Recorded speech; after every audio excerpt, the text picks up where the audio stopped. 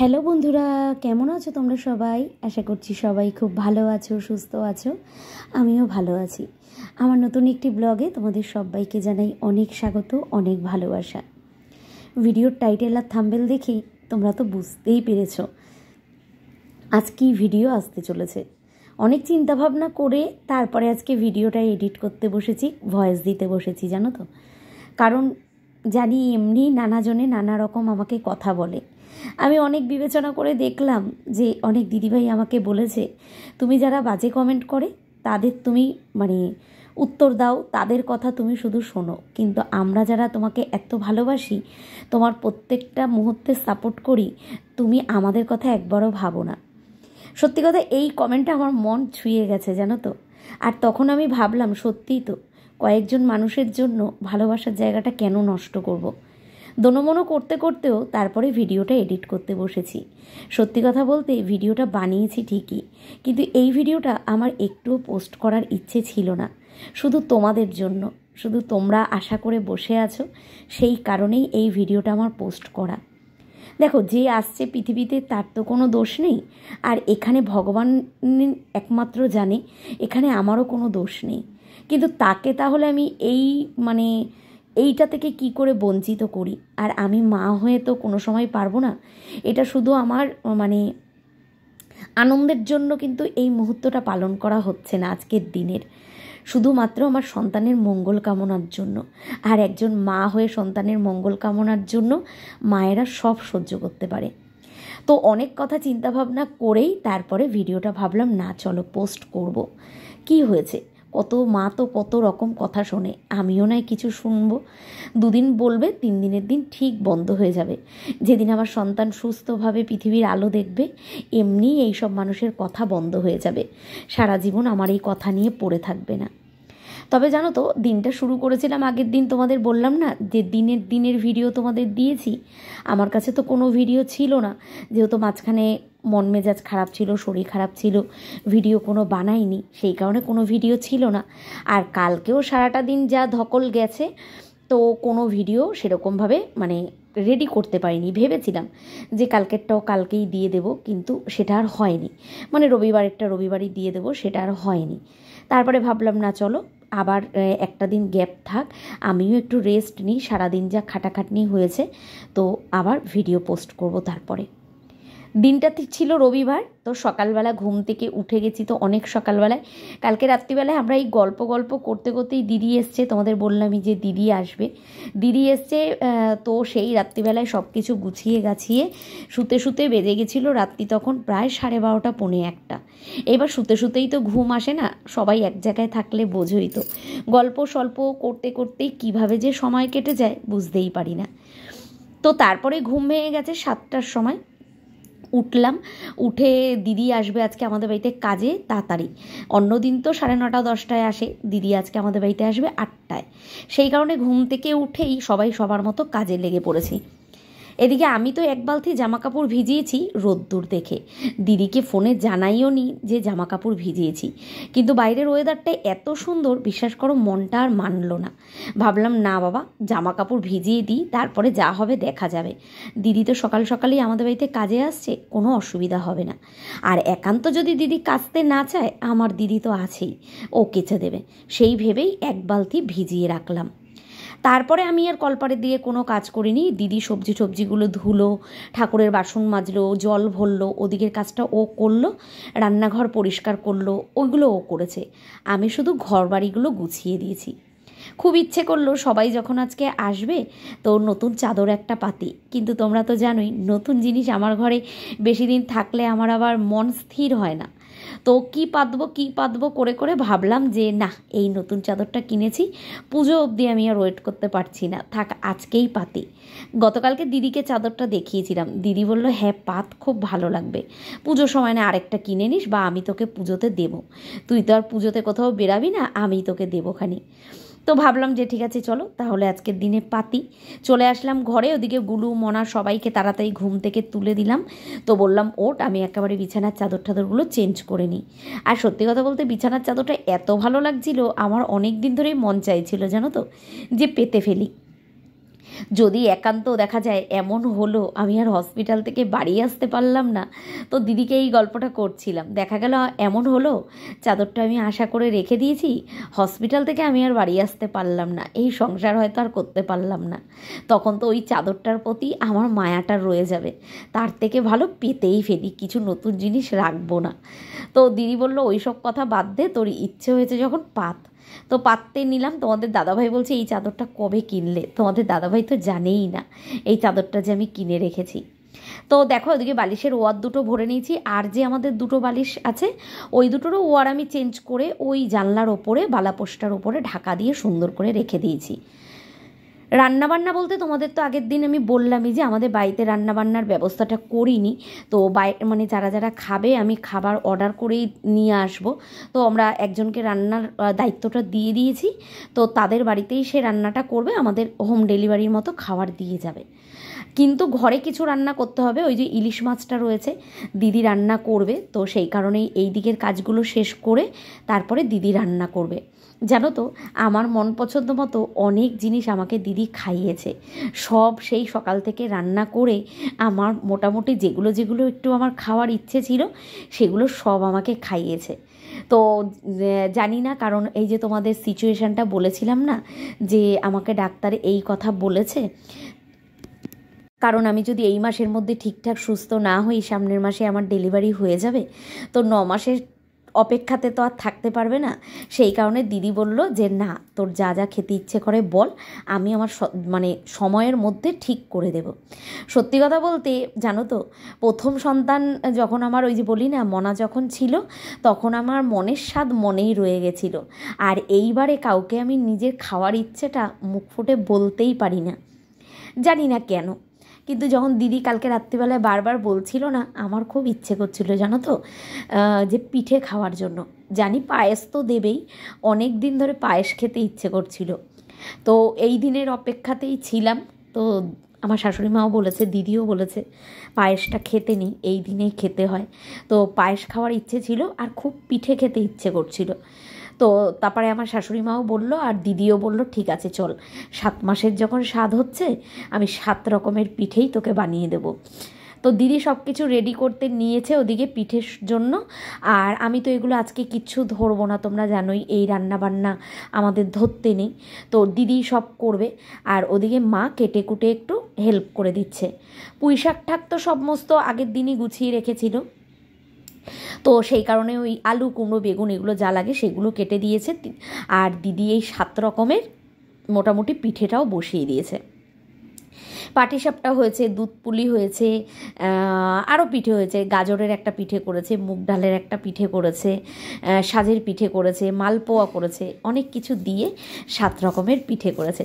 তবে জানো তো খেতে পারিনি, সত্যি কথা খেতে ইচ্ছে করছিল, কারণ আমি মিষ্টি খাওয়ার একদমই খেতে পারি না, তো সেই কারণে মানে মুখের স্বাদের জন্য মানে মন চাইছিল কিন্তু খেতে পারছিলাম না, তাও আমি একটু একটু করে মুখে দিয়েছিলাম। ওদিকে দিদি তো কাজ করছে, আর এই দেখো এদিকে আমার মেয়েরও আজকে সকাল সকাল স্নান হয়ে গেছে, তো মেয়ে পুজো দিচ্ছে। আর তোমাদের দাদাভাই সকালবেলায় গিয়েছিল ওই মানে গরুর দুধ টুধ যেগুলো লাগে জানোই তো, ওই একটা পঞ্চামৃত বানাতে হয়, তো ওটা বানানোর জন্য সব কিছু লাগবে, সেগুলো তোমাদের দাদাভাই আনতে গেছিলো। মাঝখানে সেইভাবে তো আর ভিডিও করতে পারিনি, কারণ আমাকেও একটু এদিক ওদিকের কাজগুলো হাতে হাতে ওদের গুছিয়ে দিতে হচ্ছিল, একটু আগিয়ে আগিয়ে দিতে হচ্ছিল, কারণ দিদি তো আমার রান্নাঘরের সব কিছু জানে না, কোথায় কি আছে একটু সব বলে বলে দিচ্ছিলাম। ইলিশ মাছের সর্ষে বাটা সর্ষে টর্ষেগুলো পেস্ট করে দিচ্ছিলাম। তো করতে করতে ওয়েদার তো বেশ ভালোই ছিল, কিন্তু তার সাথে সাথে গরমও ছিল জানো তো। তো ভাবলাম যে ঠিক আছে চলো একটু আগিয়ে দিই, তাড়াতাড়ি হয়ে যাবে। ওদিকে তো দিদির পিঠে বানানো শেষ হয়ে গেছে, এদিকে একটা ইলিশ মাছ বসিয়েও দিয়েছে, কারণ অতগুলো ইলিশ মাছ একবারে করতে পারবে না, 2 ভাগে করে করবে। এই দেখো এখানে একটাই রেডি করেছে আর একদিকে বসিয়ে দিয়েছে, আর একটা করছে ইলিশ মাছের মাথা টাথা দিয়ে ওই পুঁই শাকের চচ্চড়ি। এদিকে কিন্তু আমার শাশুড়ি মা, বাবাও এসছে, দেখো মা তো আমার কাছেই আছে। তো মোটামুটি ওরা সবাই চলে এসছে। তো আমার শাশুড়ি মাও বসেছিল, ওই যেটা পঞ্চামৃতটা রেডি করতে হয় ওইটা রেডি করে এনে বসেছিল।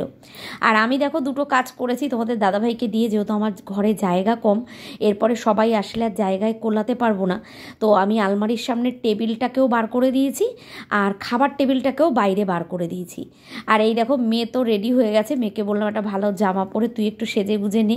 আর এদিকে গুলুও রেডি হবে বলে স্নান করে সবে আসলো। এই দেখো ও টেবিলটা রেখেছি কোথায় তোমাদের দেখাচ্ছি। ঠাকুরঘরের সামনে যে আমাদের ছোট গেটটা আছে, ওই গেটটার সামনে আমি পুরো বন্ধ করে দিয়েছি।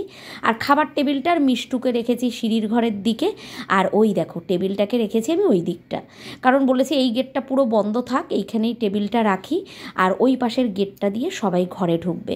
তো মোটামুটি এখানে আমার শাশুড়ি মা দুব্বো টুব্বো তুলে সব কিছু রেডি করেছে, ওখানে যা যা গোছানোর মিষ্টি টিষ্টি সব দিয়ে। আর এবারে টাইম হয়ে গেছে, আমাকে বললো তুই গিয়ে এবার শাড়ি ঠাড়িগুলো পর। তো আমার আর মন চাইছিল না, জানো তো, সবাই কাজ করবে আর আমি এরকম মানে শাড়ি টাড়ি পরে বসে থাকবো, সেই কারণে সকাল থেকে রেডিই হইনি। বাজে এখন কিন্তু অনেক, প্রায় 1:30 মতো বাজে। আবার আমি গা ধুলাম, ধুয়ে এই যে এখন ঘরে এসছি, একটু এসিটা চালিয়েছি, কারণ যা গরম লাগছে এখন আমি মানে ঠান্ডা জায়গায় না হলে এই শাড়ি গায়ে পরতে পারবো না। গা ধুয়ে আসলাম, মেয়েকে বললাম একটুখানি এসিটা চালিয়ে দিয়ে এবারে দরজাটা বন্ধ করে আমি একটু রেডি হয়ে নিই। চলো আমি রেডি হয়ে তারপরে তোমাদেরকে দেখাচ্ছি। একটু আলতা ঠালতা পরবো, যেগুলো পরতে হয়। দেখো ওই যে এইমাত্র বললাম না, মন না চাইলেও সবার কথাতে সন্তানের ভালোর জন্য এগুলো আমাকে করতেই হবে। সত্যিই বলছি, একদম আমার মন চাইছিল না, কেন জানি না, মন থেকে মানে করছিলাম না, ওই সবটাই বাধ্যতামূলক করতে হবে তাই করছিলাম। তো এই দেখো এখানে আমাকে মেয়ে বার করে দিয়েছে যে মা এইটুকুনি তো তোমাকে পড়তেই হবে। তো সেইখানেই যাই হোক মোটামুটি একটু রেডি হয়েছি। তো এদিকে ওর মামি ফোন করেছে, মানে মনি ফোন করেছে, জয়ী ফোন করেছে যে দিদি তুমি কেন একটা ফুলের মালা আনলে না। দেখো যে যাই বলুক, তোমার জীবনে যে ভগবান এতদিন বাদে এই সময়টা দিয়েছে, এটা তোমার ভাগ্য। তো আমি তো মন খুব খারাপ করছিলাম, তারপরে ফুল টুল লাগাবো না আমি বলেই দিয়েছি ওই সব, কিন্তু মেয়ে কিছুতেই শুনলো না, জানো তো, গাছ থেকে 2-3টে গোলাপ ছিঁড়ে নিয়ে এসে ওই দেখো মাথায় লাগিয়ে দিয়েছে। আমি অনেকবার বারণ করছিলাম, দেখলাম আমি বেশি বারণ করলে মেয়ের মনটা খারাপ হয়ে যাচ্ছে। ওই যে বলে না, ছেলে মেয়ের জন্য সব করা যায়। তো যাই হোক, কেমন লাগছে সেটা তোমরা অবশ্যই জানাবে। আমি ওইভাবেই একটু সেজেছি, শাড়ি ঠাড়ি পরে, নতুন শাড়ি ঠাড়ি সব কিছু পরেছি। আর এবার আমাকে খেতে দেওয়ার টাইম হয়ে গেছে, সকাল থেকে তো কিচ্ছু খাইনি, আমার পেয়েছে প্রচণ্ড খিদে। তো দিদিকে বলছিলাম যে আমি তো রেডি হয়ে গেছি, তাহলে এবার খাওয়ারটার ব্যবস্থা কর, আমার খুব খিদে পেয়ে গেছে। তো দেখো এখানে দিদি থালা গুছিয়েছে, তো এখানে 5-7 রকমের ভাজা, তারপরে অনেক কিছু রান্না হয়েছে, তোমাদেরকে দেখাচ্ছি। তো ভাবলাম দিদি গোছাচ্ছে যখন তোমাদেরকে একটু দেখাই। এখানে দিদিও শাড়ি পরেছে, মাকেও বললাম তুমিও শাড়ি চেঞ্জ করো, কারণ দেখো আশেপাশে 2-1জনকে বলেছি, যেটা না বললে একদমই ভালো লাগে না। তো আমার আশেপাশে যেই কজন আছে সেই কজনকে একটু বলেছি আসার কথা, তারা আসবে। তো দিদিকে বললাম তুইও একটা নাইটি ছেড়ে একটা শাড়ি ঠাড়ি পর।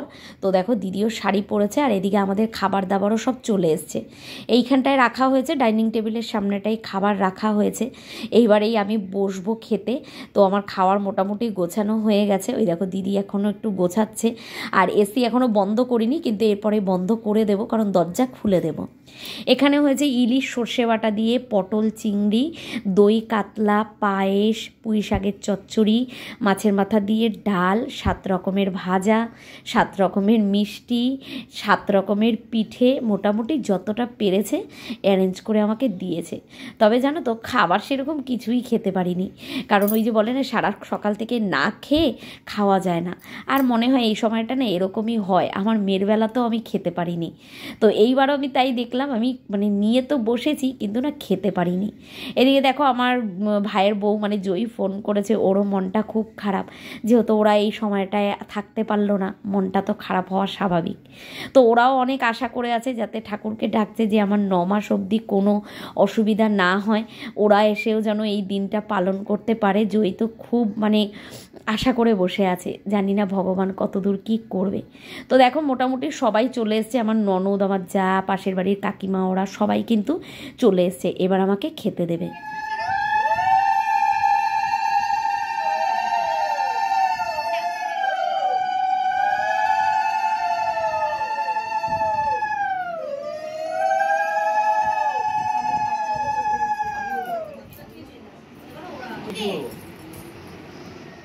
এখানে কিন্তু আমার শাশুড়ি মা প্রথম থালাটা দেয়নি। আমার শাশুড়ি মা তোমাদের দাদাভাইকেই বলল প্রথম আমাকে ভাতের থালাটা দিতে, কারণ তোমরা তো জানোই আমার শ্বশুরমশাই নেই, সেই কারণে আমার শাশুড়ি মা প্রথম দেবে না।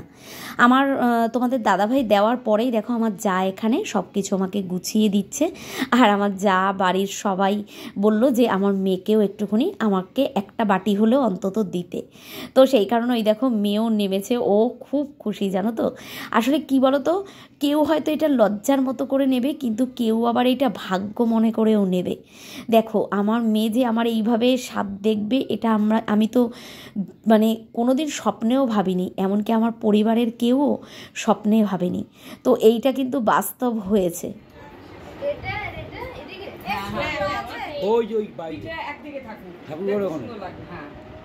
এই সলতে এখানে ছিল না, একটা সলতে এখানে ছিল না,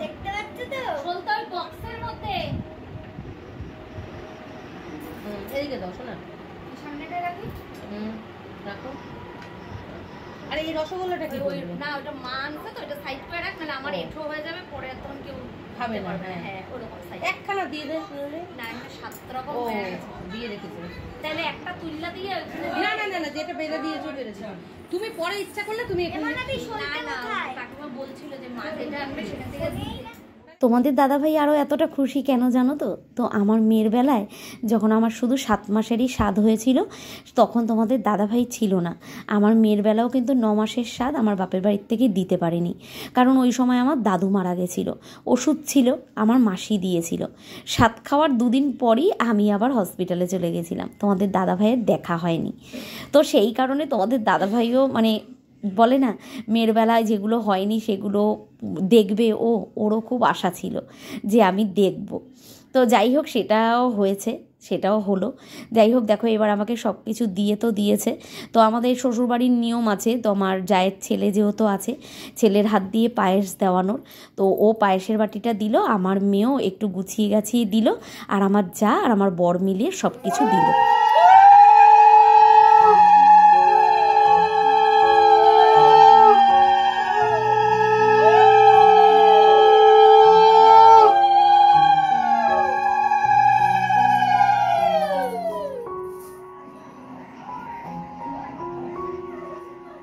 এই সময়টায় জানো তো আমার চোখ থেকে শুধু জল বেরিয়েই যাচ্ছিল, কেন জানি না।